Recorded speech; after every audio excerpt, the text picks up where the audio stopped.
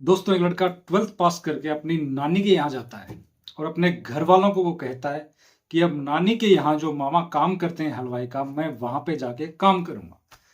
वो लड़का 12th पास करके वहां चला जाता है और काम करने लग जाता है। जब दीपावली आती है तो वो अपने मामा से कहता है कि मामा, मैं घर जाना चाहता हूँ दीपावली के ऊपर। तो वो दीपावली से करीब 6-7 दिन पहले घर के लिए आ जाता है। वो दीपावली मनाता है, सब लोग बड़े प्यार धूमधाम से वो दिवाली बनाते हैं। उसके बाद में अचानक से वो लड़का गायब हो जाता है। सब लोग उसको ढूंढते हैं, सब लोग बड़े चिंतित हो जाते हैं कि बच्चा कहाँ गया, क्योंकि वो नानी का वहां रहता था, वो कई दिनों के बाद में आया था। जब वो मिल नहीं रहा था तो सब लोगों ने उसको ढूंढने का प्रयास किया। लास्ट में नानी के वहां फोन किया कि भैया आपके यहाँ बच्चा आया है या नहीं आया। तो उन लोगों ने बताया कि ये बच्चा हमारे घर आया ही नहीं है। लास्ट में पता लगता है कि उसकी बॉडी सड़क के किनारे झाड़ियों में पड़ी है और उस बॉडी की कंडीशन इतनी खराब हो चुकी है जैसे कि जानवरों ने उस बॉडी को खा लिया। जब लोगों को पता लगता है तो फिर पुलिस आती है, घर वाले जाते हैं, जिन लोगों ने उस लड़के को मारा उनको भी अरेस्ट कर लिया जाता है। लेकिन उस वक्त एक कसम खाई जाती है कि इस बच्चे को अगर मारा गया है तो एक खून और होगा। वो खून किसका होगा? जिन्होंने इस बच्चे को मारा है, और वो दीपावली के आसपास ही होगा। ये कसम खाई गई कि मर्डर फिर से होगा। दोस्तों, कसम खा ली जाती है। उसके बाद में इंतजार किया जाता है, मौका ढूंढा जाता है कि इस दीपावली पे मौका मिला। या ऐसे करके 4-5 दीपावली चली जाती है, 4 दिवाली चली जाती है, 5वीं दिवाली फिर आती है। नमस्कार दोस्तों, स्वागत है आपका एनबी क्राइम अलर्ट में।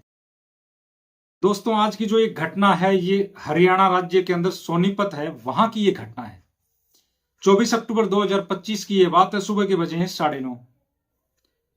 जिला सोनीपत में एक थाना लगता है कला चौक।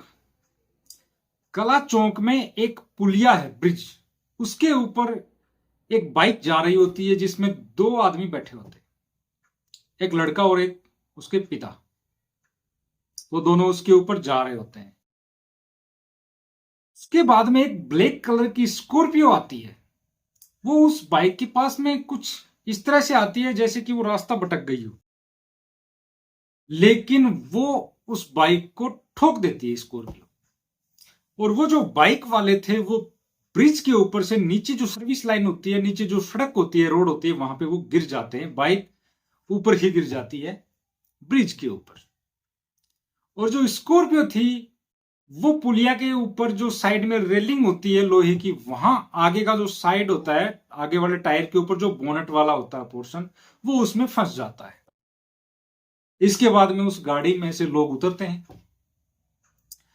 और जो लोग वो नीचे गिरे हुए थे उनके ऊपर वो फायरिंग करते हैं। करीब 15 गोलियां उन दोनों की लग जाती हैं।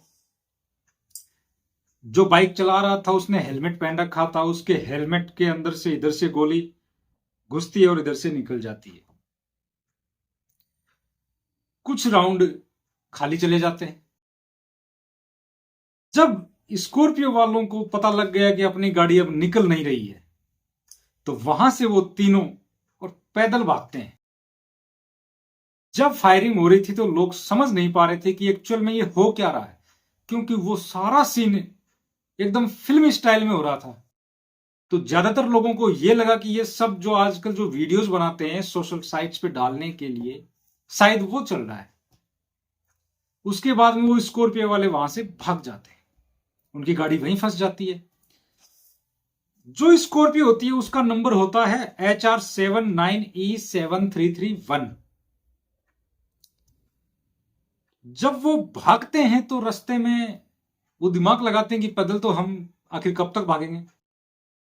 तो रास्ते में एक बाइक वाला जा रहा था, उसको पिस्टल दिखाई। वो तुरकपुर का सुरेश था। उसको ये कहते हैं कि अगर बाइक नहीं देगा तो हम तेरे को जान से मार देंगे। उनके हाथ में पिस्टल था। तो सुरेश, जो तुर्कपुर का जो सुरेश था, जो बाइक के ऊपर था, वो बाइक दे देता है कि भैया तुम जाओ, मेरे को बख्शो, मेरी जान बख्शो। वो लोग उस बाइक के ऊपर बैठ के चले जाते हैं।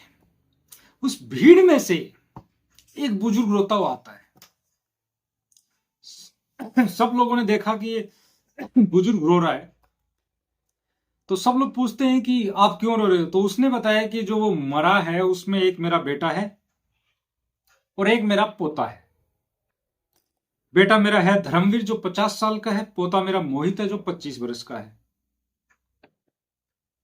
उसके बाद में कुछ लोग नीचे जाते हैं उस सर्विस लाइन पे, वहां जाके उनकी नाड़ियां चेक करते हैं कि ये जिंदा हैं या फिर मर चुके हैं। तो जब वो नाड़ियां चेक करते हैं तो ये पता लगा लेते हैं कि ये दोनों मर चुके हैं। उसमें से एक के हेलमेट में से वो गोली आर पार होती है, वो दोनों मर चुके थे। उसके बाद में पुलिस आती है। पुलिस ने उन बॉडीज को अपने अंडर में लिया। वहां पे वो जो बुजुर्ग आदमी था वो भी खड़ा था। उसने बताया कि सर, एक मेरा बेटा है धर्मवीर, ये 50 साल वाला, और एक मेरा पोता है जो 25 वर्ष का है मोहित। तो पुलिस ने पूछा कि आपकी किसी से कोई दुश्मनी थी या क्या था, मतलब फायरिंग क्यों की गई। उस वक्त वो बुजुर्ग आदमी ये सब बताने की कंडीशन में नहीं था, क्योंकि उसका बेटा और पोता दोनों मर चुके थे उसी की आंखों के सामने। उसने बताया सर, मैं भी इसी बाइक पे था, लेकिन मैं कला चौक पे पहले ही उतर गया था किसी काम की वजह से, और मेरा बेटा और मेरा पोता ये दोनों बाइक से आगे निकल गए। उसके बाद में जब स्कॉर्पियो की जांच की गई तो पता चलता है कि कुछ लोग अपनी गाड़ियों को सेल्फ ड्राइविंग के लिए किसी को दे देते हैं रेंट के ऊपर। जैसे मुझे कोई गाड़ी चाहिए तो मैं पर डे रेंट के हिसाब से ले आता हूं। तो वो कागज वगैरह जब जमा करते हैं तो वहां से जब पता लगता है तो राहुल को, एक राहुल नाम का बंदा जिसको ये गाड़ी रेंट पे दी गई थी, ये खरखोता का रहने वाला है राहुल। राहुल से इंक्वायरी की जाती है और उस बुजुर्ग आदमी से भी पूछा जाता है, तो पुरानी दुश्मनी के बारे में पता चलता है। ये तो पुलिस को भी शक हो गया था कि मैटर कोई पुराना है, नहीं तो कोई ऐसे हर किसी के ऊपर तो कोई फायरिंग करता भी नहीं। तो दोस्तों, बात है ये 17 नवंबर 2020 की, जो पुरानी दुश्मनी है। नितिन सैनी नाम का लड़का होता है, झज्जर के असोदा में वो जाता है अपने मामा के वहां। जो 12वीं पास करके जाता है ये वही लड़का है नितिन सैनी। 12 से 16 नवंबर के बीच वो दिवाली मनाने के लिए घर आता है। 17 नवंबर 2020 को वो गायब हो जाता है। ये बात है 2020 की। दीपावली मना ली जाती है और उसके बाद में वो गायब हो जाता है। गायब होता तो मैंने आपको बताया कि वो सब जगह ढूंढते हैं, लेकिन वो मिलता नहीं है। लास्ट में ननिहाल में फोन किया जाता है कि नितिन वहां आया या नहीं आया, वो घर पे नहीं है।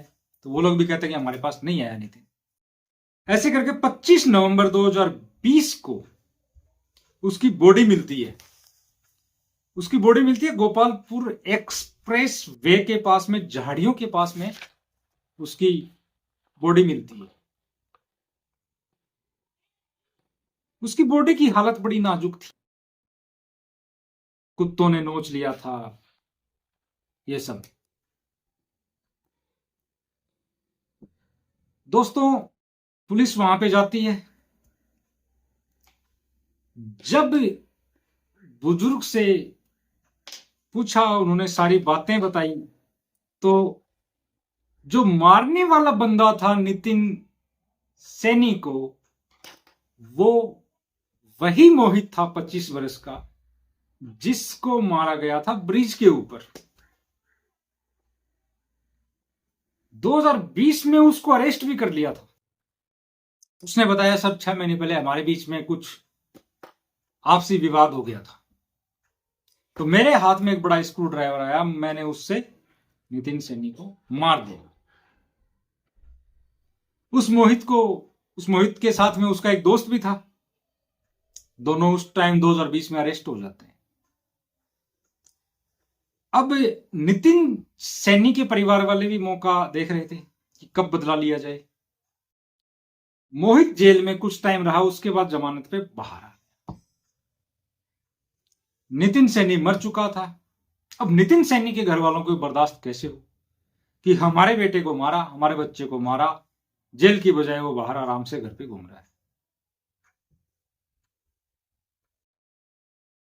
तो उन लोगों ने भी मौका बनाया, नया प्लान बनाया कि कैसे भी करके इस मोहित को मारा जाए, और वो लोग कामयाब भी हुए। ब्रिज के ऊपर आखिर मार ही डाला। दोस्तों, दुश्मनी नहीं करनी चाहिए बिना मतलब में, और किसी इंसान को इतना हाइपर नहीं होना चाहिए कि छोटी सी बात के लिए वो किसी का खून तक कर दे।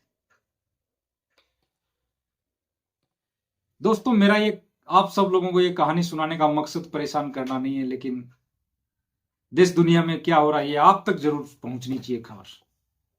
तो दोस्तों, मिलते हैं एक नए वीडियो में, तब तक के लिए जय हिंद, जय भारत।